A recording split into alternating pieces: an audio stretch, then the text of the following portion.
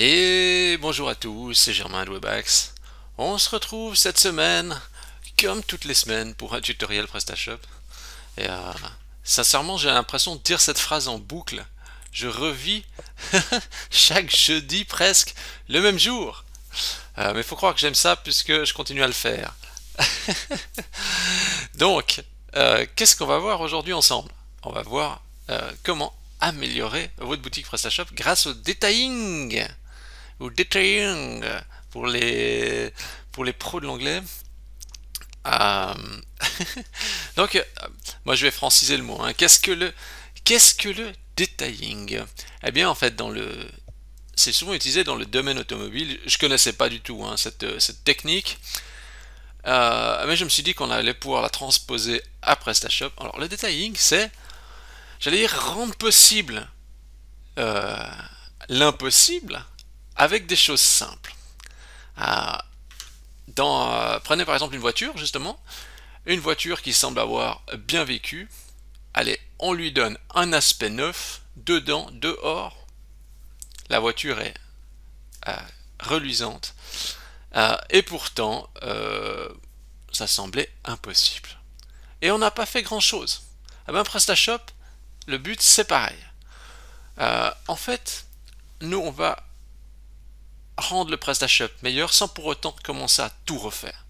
En fait, combien de fois j'ai vu des refontes injustifiées, et encore plus maintenant, parce qu'il y a les hébergeurs qui demandent de changer de version PHP, parce que on est en 1.6 et on se dit ah 1.6 c'est dépassé.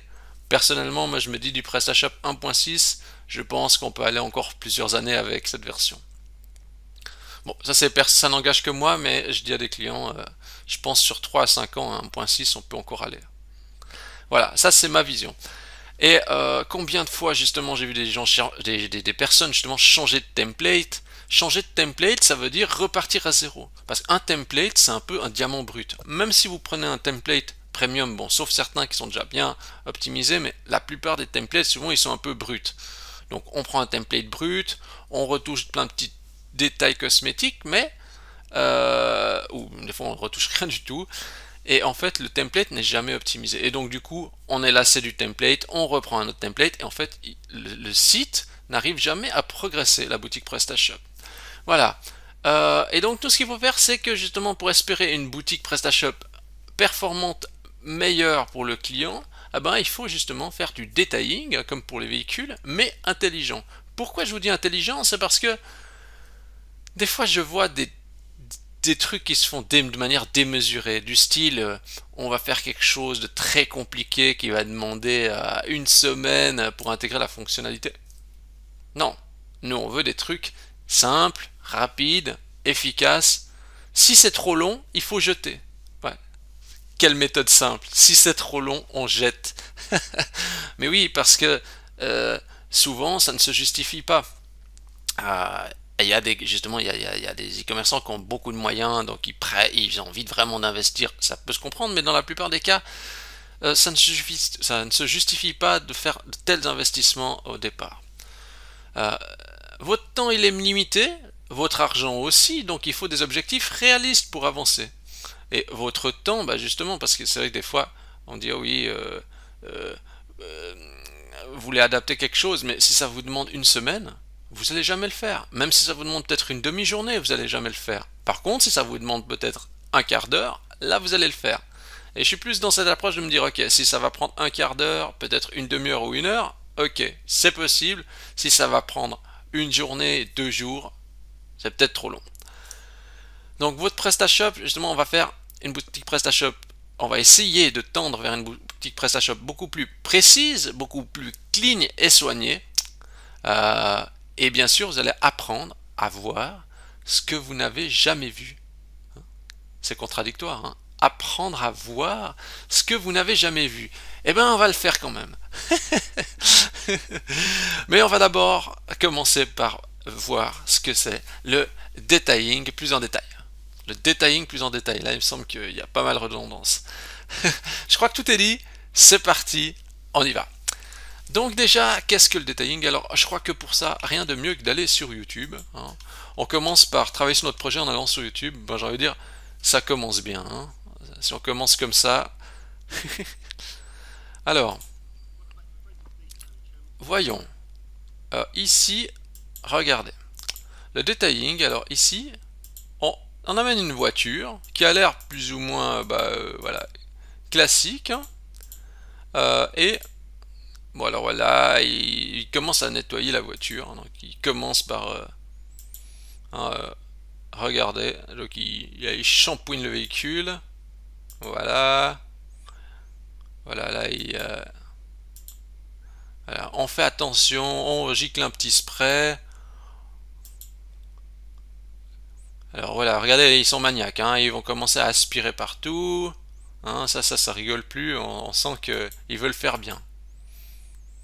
Ils vont même pas, contrairement à ce qu'on pourrait croire, ils vont même pas repeindre le véhicule, ils vont peut-être passer un peu liche. Hein. Vous allez me dire, mais on est sur un tuto auto ou on a un tuto PrestaShop? Oui, mais regardez bien, parce que c'est important. Regardez bien le soin apporté au détail. Hop. Regardez, regardez le rétroviseur. Ils sont en train de remettre un rénovateur plastique là-dessus, etc. Ils sont en train de prendre du temps. Voilà. Et bon ben là j'ai cliqué sur une pub. Alors et en fait, regardez le véhicule comme il est en train d'être sublimé. Regardez, on dirait que le véhicule est neuf. Regardez ça. Regardez. Oh là là. Franchement, waouh. Bah oui, regardez la tête. Il a raison de faire waouh. Il se dit mais est-ce que c'est la même voiture? Et en fait, vous allez dire la même chose, c'est est-ce que c'est le même PrestaShop? Et en fait, je crois qu'il me semble qu'ils font même aussi l'intérieur. Est-ce qu'ils ont fait l'intérieur ici?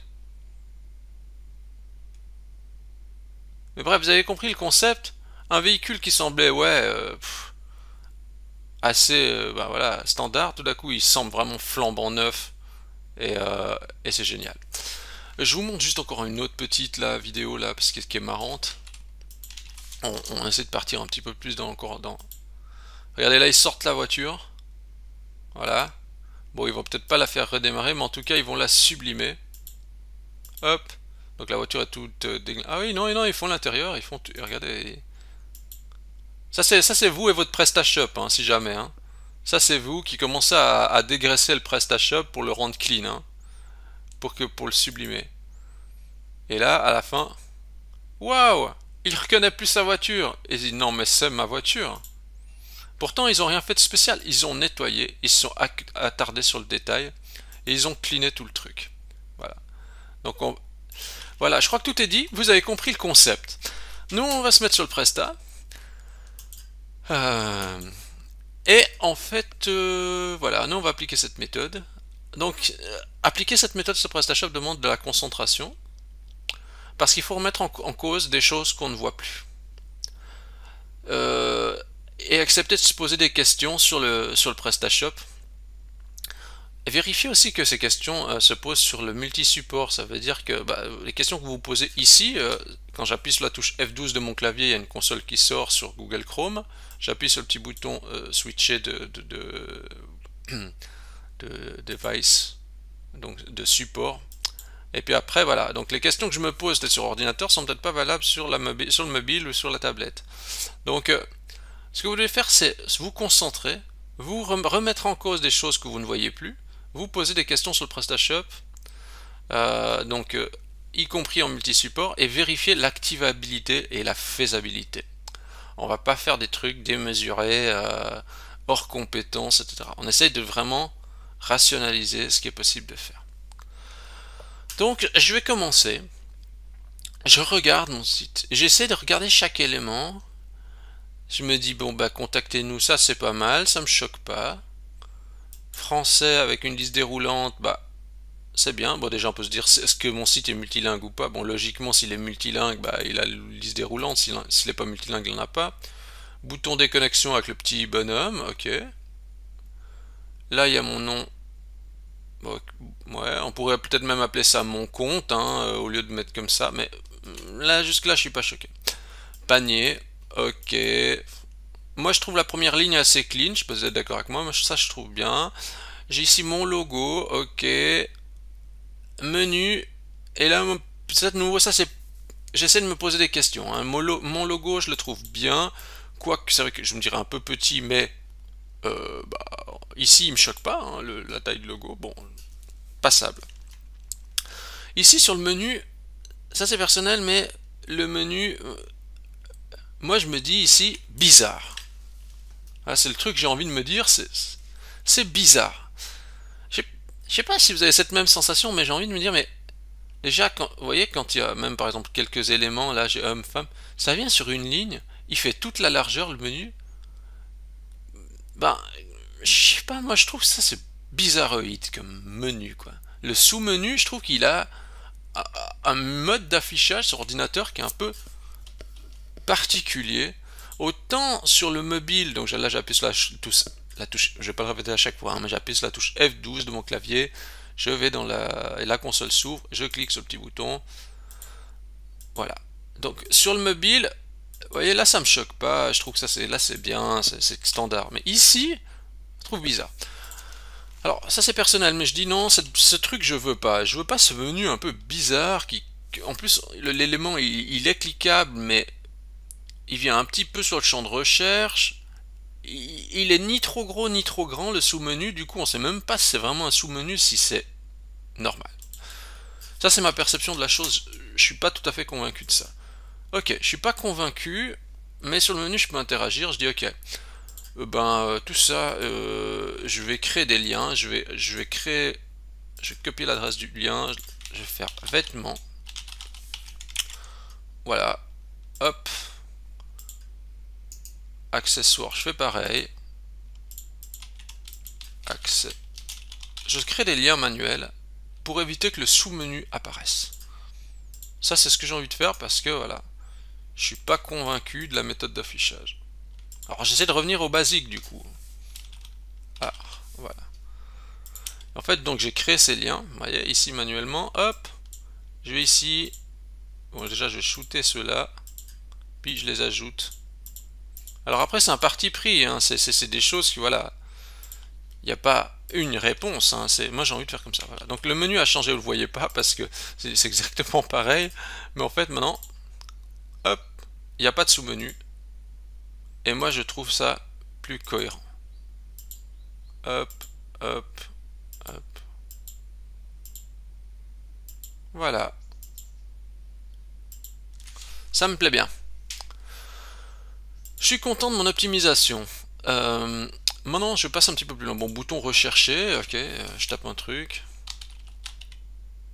Il marche, la recherche. Parce qu'encore faut-il que ça marche, hein, donc on teste quand même, ouais. Ok, ça me donne satisfaction. J'ai envie de dire, jusque-là c'est bon. Le slider, alors le slider, essayez de vous adapter au contexte. Vous voyez ici comme ils ont fait. Le slider, donc je vais inspecter l'élément, donc je vais venir avec mon inspecteur, je vais aller sur le slider. Je vais prendre une image, je vais faire clic droit, ouvrir dans une nouvelle table. Voilà. On voit que l'image elle fait 1110 par 340. La règle c'est, il faut s'adapter à ça. Ne faites pas des créations, des inventions personnelles. En fait, le template est pensé pour respecter ces dimensions. Donc adaptez le template, donc adaptez votre image, faites une image vraiment de cette taille et vous en faites 3 de cette taille, donc 1110 par 340. Et aussi au niveau du texte, donc il y a un texte, si vous voulez mettre le texte, respectez aussi la longueur.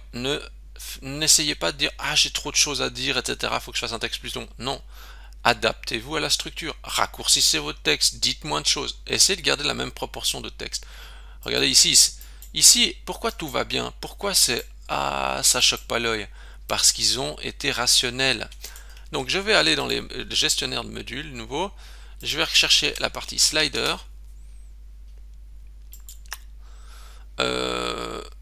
Voilà, je vais ici, je vais modifier mon premier slide. Donc, une autre méthode aussi, c'est de se dire, bon, si je switch sur mobile, vous voyez comment ça fait sur mobile.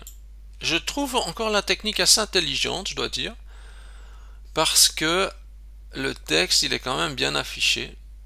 Beaucoup de sliders affichent des fois mal le texte. Moi, mon problème que je me dis, c'est, vous voyez, ici on a fait un espèce de bloc comme ça pour pouvoir poser le texte, ce qui est plutôt une bonne chose. Par contre, sur mobile, qu'est-ce qui se passe? On a ce gros pavé, il reste comme ça, et le texte en bas dessous. Je suis moyen convaincu de ça. Nouveau, c'est personnel. Je préférerais avoir quelque chose de constant. Donc, une autre des méthodes, ça serait de dire, bon bah, tout ça, on enlève. Hein, donc, le titre, la légende, tout ça, boum, on enlève. Voilà. J'enregistre tout ça. Voilà. J'ai mon slide qui est tout neutre. Voilà. Et en fait, on écrirait un texte directement sur le slide, mais en plus gros. En fait, ça veut dire que pour que ça fonctionne bien, bon déjà, vous enlevez le texte à toutes les slides, le texte additionnel, et le texte vous l'incrustez dans l'image. Mais si vous l'incrustez dans l'image, il faudrait mettre un texte assez gros au centre, donc peut-être un mot ou deux, trois mots forts, pour que ça reste toujours lisible sur mobile. Donc ne collez pas un tout petit texte en bas à droite ou en bas à gauche, enfin en bas à gauche ou en bas à droite. Mettez un espèce de mot fort, une accroche forte au centre. Comme ça sur mobile ça sera visible, sur ordinateur aussi, et l'affichage sera constant. Voilà, ça c'est le genre de petites choses qu'on peut faire. Mais bien sûr, respectez le layout et le format demandé. Je laisse un petit peu plus loin, là j'ai les produits populaires. Bon, on peut bien sûr s'interroger sur produits populaires. Moi j'aime bien changer cette traduction en mettant notre sélection par exemple. Oui, parce que produit populaire. Qu'est-ce que ça veut dire produit populaire? Vous allez me dire, bon, on sait ce que ça veut dire, mais produit populaire, je sais pas, on peut peut-être mettre un terme plus personnel. Hein, donc si après vous voulez changer ça, c'est dans la partie international, traduction, module, produit, page d'accueil ou produit phare. Bon, je vais pas tester de faire ça, mais en gros il faudra aller là-dedans. Bon, moi je passe un petit peu plus loin. Bon, j'ai passé un peu plus loin. Est-ce que je trouve la traduction là-dedans quand même ou pas? Juste aller voir. Hein, est-ce qu'il y a phare? Je suis quand même juste aller voir. La curiosité me pousse à aller voir. Qu'est-ce que c'est populaire?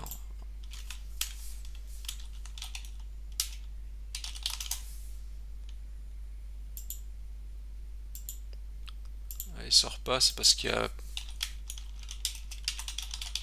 À moins que ça soit directement dans la partie template. Je ne vais pas perdre trop de temps pour ça parce que je n'ai pas vérifié en fait. Vous pourrez toujours les regarder, vous référer au tutoriel modifier les traductions où j'explique toutes sortes d'astuces pour aller changer le texte. Là je ne vais pas m'éterniser là parce que je sais pas après si la traduction est peut-être rangée ailleurs. Je passe plus loin.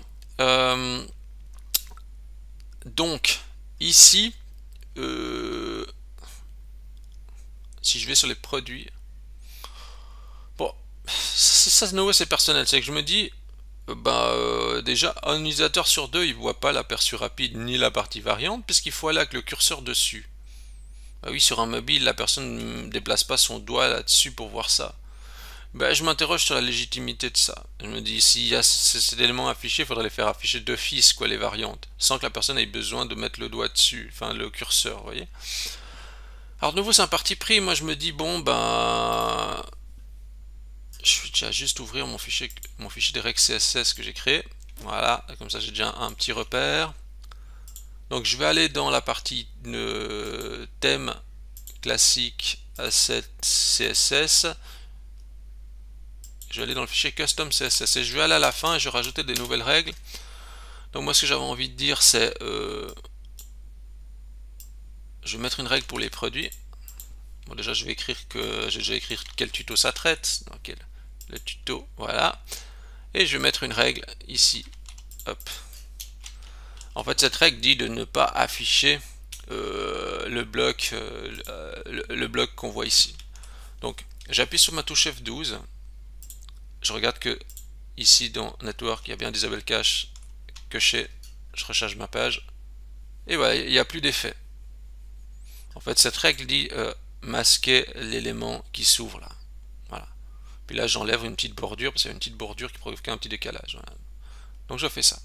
Donc, vous voyez, là, je suis sûr que c'est uniforme. Alors, je vois plus les déclinaisons, mais c'est un parti pris. parce que la déclinaison doit se voir que quand il y a le curseur qui va dessus. Donc ça veut dire qu'une partie des gens qui sont sur tablette, sur mobile, qui vont avec leurs doigts, ils ne voient pas forcément ce comportement.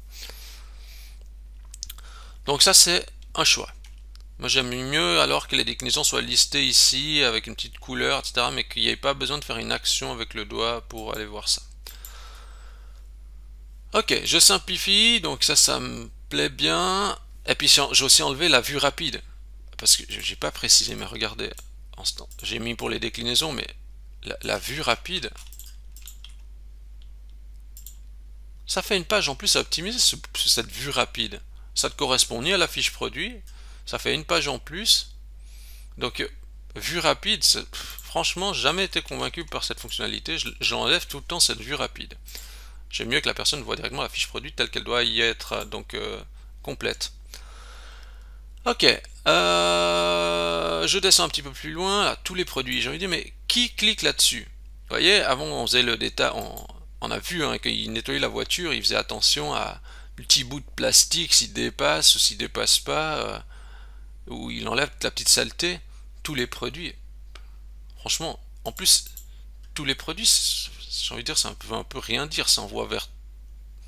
Franchement, tous les produits, je résume, à mon sens, inutile.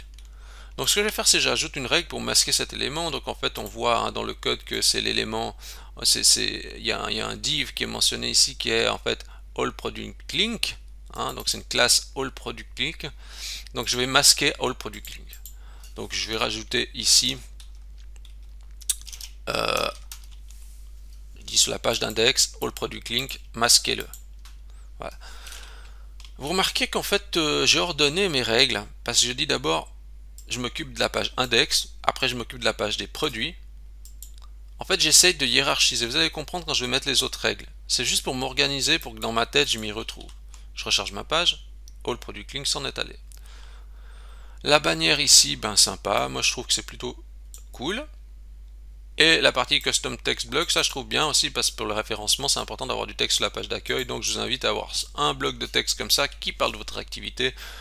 Pour les SEO, c'est bien. Et les pages d'accueil en principe de site e-commerce mangent de texte. Donc là, ça c'est une bonne pratique. Donc ça me plaît bien. Le footer, bon bah nous, ça c'est moi, je me dis bon bah bloc newsletter. En général, on se dit super, c'est un bloc newsletter, c'est génial. Mais en fait, j'ai envie de dire, quel est le client qualifié qui s'inscrit par un bloc de newsletter comme ça sur un site e-commerce? J'ai envie de dire, j'allais dire, ce sont des fous. Non, mais souvent, la qualité est tellement médiocre ici que moi, je laisse pas. J'aime pas laisser ça. J'aime mieux, alors, conserver des inscriptions faites par pop-up, où là, j'ai la certitude que c'est des... que les clients, bah, ça les a emballés. Et encore, hein, des fois, par le pop-up, ils mettent des fausses adresses email et tout ça. Personnellement, vous voyez, je vais aller chercher dans les modules, je vais prendre une blog newsletter, je désactive. Je pourrais le désinstaller, mais temporairement, je désactive. Voilà. J'ai fait ça, je suis content. Mais alors après, nous, on va être dans le genre bizarrerie. Je me dis, oh, moi je trouve un peu bizarre. Vous voyez, entre le bloc s'en est allé, mais il y a une espèce de bord ici. Pour moi, ça c'est bizarrerie. Donc, qu'est-ce qu'on va faire? Alors, nouveau, je me dis, comment je pourrais enlever cette bizarrerie? En fait, moi, il y a une autre bizarrerie qui est liée à ça un peu, c'est qu'en fait, en général, même si on prend sur les fiches produits, tout ça, on a un fond qui est gris, et moi j'ai l'impression que les éléments, ils sont posés sur rien. Vous voyez, j'ai l'impression que tout ça, ce texte, etc., il est perdu dans la page. Ici, on a des éléments, j'ai l'impression que c'est un élément actif, donc on a un bloc blanc, etc. Puis ici, le reste, il est posé sur fond gris. C'est un parti pris de nouveau, hein. Mais moi j'ai l'impression que c'est... Je sais pas, j'ai l'impression que c'est posé nulle part, en fait. Et en fait, mon problème, c'est que le fond n'est pas blanc, et je verrais plus, vous voyez, avec un fond gris sur le haut, et le fond blanc sur le reste du corps de la page. Bon, ici, on va pas tout changer, mais en gros, moi, ce que je vais faire, c'est que je vais ajouter quelques petites règles. Ça, je vous donnerai, hein, j'ai le fichier ici, je vous le donne, bien sûr, hein. Il sera à votre disposition. Voilà. Donc, je prends ces quelques règles. En fait, qu'est-ce que ça dit ces règles? C'est on change le background là du site, donc on met blanc, et puis j'enlève le box shadow. Donc ici, je vais enlever cette espèce d'ombrage. Donc j'enlève cet ombrage ici, et sur le corps du site, donc là, le background qu'on a là, bah, je vais l'enlever, vous voyez. C'est ça que je vais faire. Je vais changer le background, je vais mettre une autre valeur.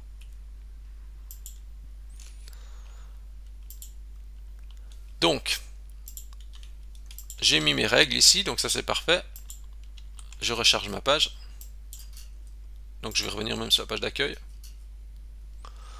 On est sur un fond blanc, on a un petit trait là qui fait la séparation légèrement. Moi ça me plaît mieux. Ça me plaît mieux, y compris sur la fiche produit. Je trouve qu'il y a plus de légèreté, plus d'uniformité. Vous voyez là, c'est comme si on avait passé le polish là, hein, comme le véhicule. D'un coup, la voiture elle fait. Bah là c'est un peu ça. Donc c'est un peu mon impression, donc j'aime bien. Je reste sur ma page d'accueil, je vais un petit peu plus bas. Alors ici, on peut se poser des questions sur tous les liens qui sont là-dedans. Donc là, il y a peut-être un cleanage à faire. Donc, pour cleaner un petit peu tous ces liens, je vous invite à aller dans Apparence, Link Widget, et de faire un petit peu le ménage sur les liens qui doivent rester ou pas. Donc vous pouvez les éditer pour nos produits et tout ça. Vous pouvez cocher qu'est-ce qui doit rester, etc. Et aussi, regardez si les titres hein, sont explicites là. Si c'est en anglais chez vous, bah, vous pouvez traduire le terme, hein, bien sûr. Ok, donc faites le ménage là-dedans. Vérifiez aussi que les coordonnées ici sont complètes. Bon, voilà les coordonnées, hein, ça c'est dans les paramètres de la boutique. Contact, me semble. Contact, magasin. Donc mettez bien toutes les coordonnées hein, ici correctement. Voilà, et à la fin, ce qui peut-être l'autre truc qui me dérange un peu, c'est la partie là. Ça, c'est le genre de truc dans le footer. Franchement, j'allais dire soyons honnêtes. Bon, ça c'est ce qui est sympa dans le footer, c'est pour les prestataires parce qu'on peut mettre nous un backlink. Hein. Donc on met un backlink, donc du coup après on a de la notoriété grâce au client. Oui, c'est vrai. Donc en fait, je vais juste aller dans thème classique, asset. Non, excusez-moi, thème classique, template, partial, footer. Voilà. Et en fait, bah, justement, nous, je dis en tant que prestataire, on met le lien vers notre site là-dedans. Du coup, ça nous donne la notoriété. Mais souvent, une fois le client, il met aussi ça. Donc, il met aussi son copyright. Mais en fait, franchement, est-ce que sauf si vous avez quelque chose de spécial, franchement, vous n'avez pas besoin de mettre le copyright, à mon avis. Mais nous, c'est personnel. Hein. Donc, moi, je me dis, bon, pas de copyright. Bon, des fois on est content de mettre son copyright parce qu'on fait waouh, c'est mon copyright.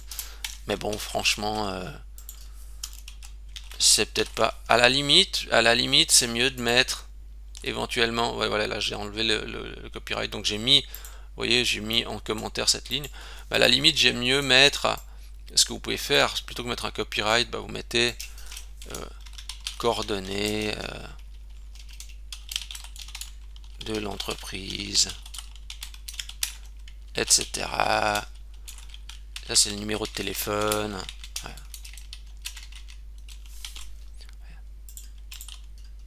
Éventuellement, vous voyez, j'aime mieux mettre les coordonnées de l'entreprise sur une seule ligne, comme ça. Mais comme elles sont déjà ici, logiquement, il n'y aurait pas besoin de les mettre. Voilà. Qu'est-ce que je voulais vous dire d'autre? Allez, on va encore sur la fiche produit, parce que j'avais prévu quelques petits changements ici. Fiche produit. Super, élément stratégique du site. Alors, je me mets en mode j'analyse. Alors regardez ça par exemple. Qu'est-ce qui fait ce truc ici? TTC. Ah, déjà, il y a des gens, vous dites TTC. Est-ce que vous pensez qu'ils savent ce que ça veut dire TTC? Vous allez dire, mais oui. Alors, dans le domaine professionnel, quand on écrit hors taxe, etc., les gens savent. Mais le grand public, j'allais dire, vous vendez à Madame Ginette TTC, on sait peut-être rien ce que c'est, quoi.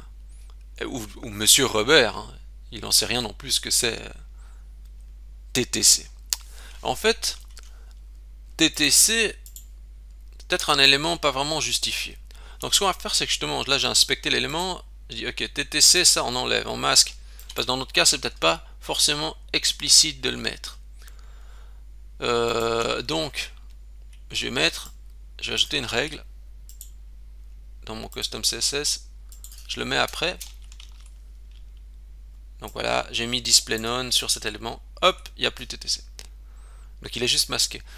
Nouveau, je précise, c'est que, regardez dans l'ordre des règles, là je me suis attaqué ici d'abord, je dis le fond du site il est blanc et le footer je le fais de cette manière. Après je me dis, je traite la page index, après je me dis, donc la page index qui est la page principale, après je mets les règles pour les listings des produits, puis après je mets les règles pour la page produit. Donc vous voyez, je veux un ordre hiérarchique, je mets pas la page index tout au fond, etc. Ça c'est juste pour moi, pour m'y retrouver. Moi je vais toujours dans la logique comme ça, je dis d'abord il y a les règles générales du site, après il y a la page d'index, après il y a la page des catégories, après il y a les listes produits, après il y a la page produit, après il y a les commandes, après il y a le processus de commande, après il y a la confirmation de commande, après il y a l'historique du client, après vous voyez, moi j'ordonne comme ça mes règles. Parce que je m'y retrouve, je dis c'est un ordre logique pour mes règles. Alors, super, ça je suis content. Après, si je regarde plus loin, il y a des trucs, je pense qu'il faut désactiver quoi. Alors ici, étonnamment, j'ai pas, mais sur mon autre version, j'avais le bloc des réseaux sociaux. Donc le bloc des réseaux sociaux, désactivez-le. Personne partage ça sur les réseaux sociaux. C'est un bloc, le bloc des réseaux sociaux, souvent il sert à rien. Donc le bloc social, il faut vraiment le désactiver. Moi, je le désactive tout le temps. Je sais même pas s'il est désactivé ici. Partage.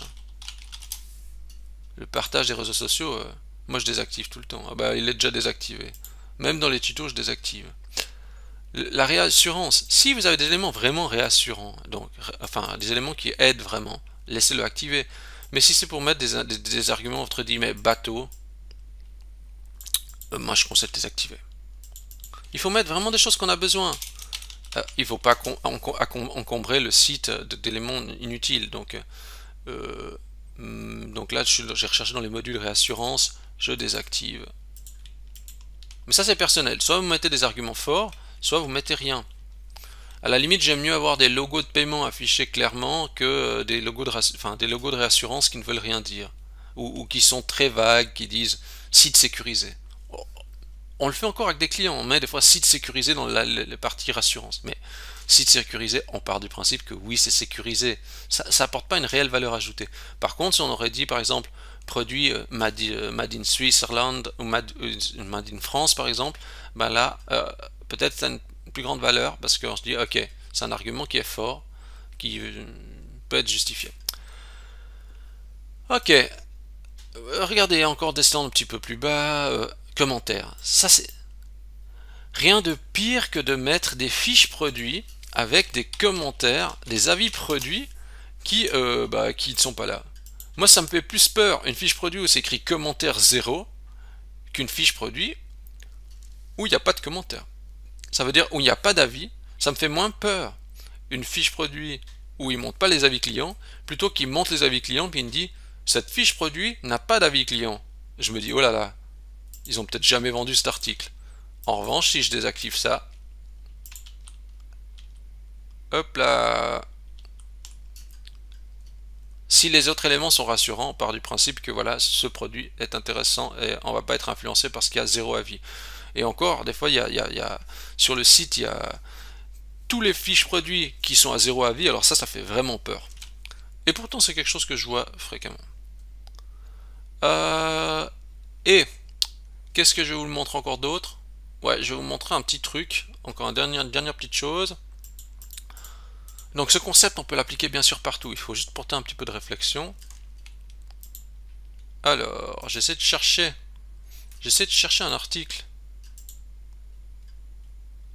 avec un tableau.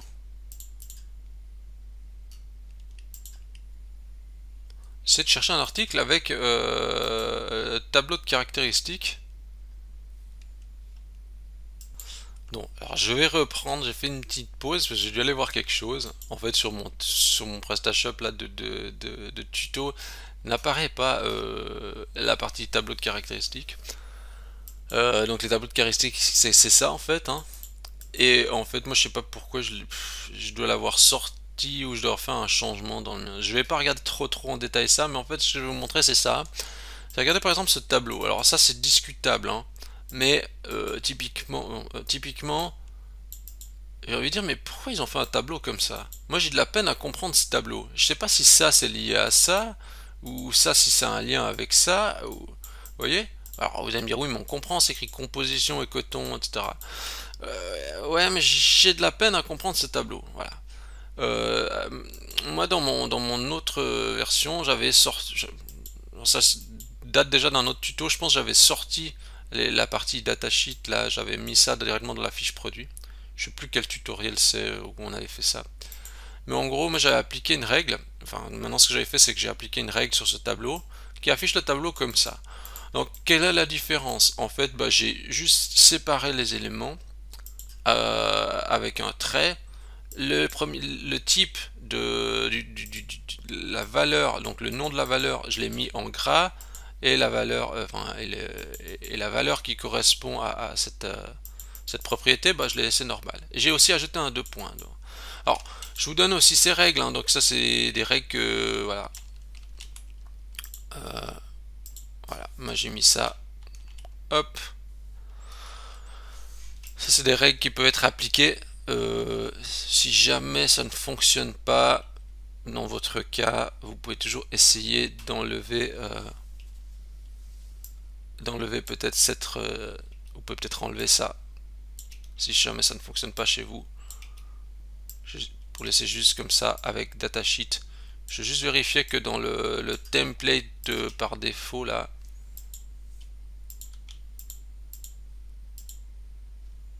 Mais là on touche à un autre problème aussi, c'est qu'en fait ça s'appelle bien datasheet ça. Datasheet, ouais, donc logiquement si vous faites comme ça doit fonctionner. Datasheet, product feature. Est-ce que c'est déjà bien mis l'attribut product feature? Ouais, donc non, normalement ça doit fonctionner aussi chez vous si vous faites comme ça. Mais vous voyez, mettre ça là-dedans aussi, pour moi c'est une erreur, c'est un choix. Mais je suis pas vraiment emballé de ça. Tout comme le stock, etc. Ça c'est vu aussi sur d'autres tutos. Mettre le stock là-dedans dans le produit de détail. Mais pourquoi? Pourquoi moi je trouve plus explicite ça où je vois directement mon stock avec la petite guillemette, la composition, les propriétés au premier coup d'œil. Je comprends mieux ça que aller là-dedans et voir ces informations. Mais ça c'est des choix, donc c'est des petites optimisations qu'on peut faire. Voilà. En fait donc du coup bah, vous pouvez continuer sur la même lancée. Donc utilisez bien le display none, ça peut vous permettre de masquer les éléments. De préférence, il faut idéalement désactiver le module concerné. Si le module concerné, vous en avez besoin et que vous cherchez juste à désactiver un des éléments seulement du module, alors vous pouvez utiliser display none, très pratique, et vous pouvez continuer justement sur la même lancée. Donc essayez de garder en tête cette histoire de detailing là qu'on a vu, de sublimer votre PrestaShop par petites touches. C'est vraiment, je pense, la clé pour se rapprocher d'une boutique optimisée. Pas besoin de faire de gros chantiers. Posez la réflexion, regardez si c'est facile, si ça semble accessible le changement. Si c'est trop compliqué, laissez de côté. Essayez de vous concentrer vraiment sur des changements, on va dire, efficaces mais accessibles en termes de temps et surtout sur la partie technique. Je crois que tout est dit. Je vous invite à essayer d'appliquer cette méthode sur votre boutique PrestaShop. Si vous avez aimé cette vidéo, vous pouvez liker la vidéo, vous pouvez vous abonner à la chaîne YouTube, vous pouvez donner 5 étoiles à Webax dans Google, ça me fait toujours très plaisir. Et sur ce, je vous dis bonne optimisation à tous et à la semaine prochaine.